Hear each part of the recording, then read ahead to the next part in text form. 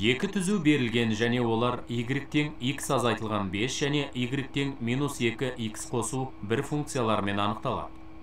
Координаталық жазықтықта екі түзуді салу үшін әр түзу өтетін кем дегенде екі нүктені табу керек және олар арқылы түзулерді жүргізу керек.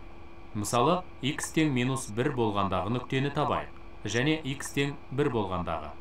Y тең x азайтылған 5 функциясы x тең -1 болғанда -6 мәнін қабылдайды.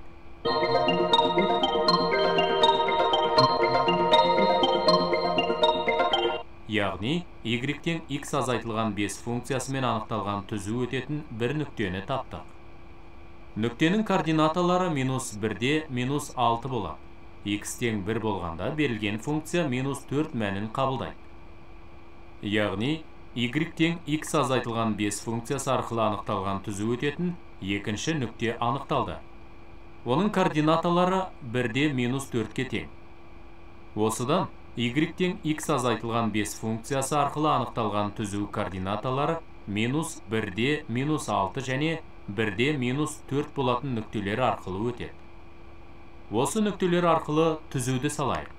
Бұл түзу y тең x азайтылған 5 сызықтық функциясының графигі болады. Түзу ордината осыны қиып өтеді. Қиылысу нүктесінің координаталары 0 және -5. Ал абсцисса осының координаталары 5 және 0 болатын нүктеде қиып өтеді. Дәл осылай, екінші y тең -2x қосу бір сызықтық функциясының графигін салайық. X тең -1 болғанда функция мәні 3-ке тең. Яғни, екінші функцияның график өтетін бір нүктені алдық. Нүктенің координаталары -1 және 3. X тең 1 болғанда берілген функция мәні -1-ге тең. Яғни, екінші функцияның график өтетін екінші нүктені таптық. Оның координаталары 1 және -1.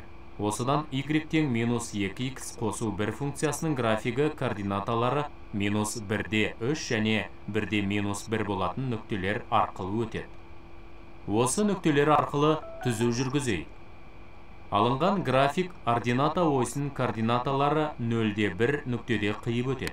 Ал абсцисса осының координаталары 0,5 және 0 болатын нүктеде қиып өтеді.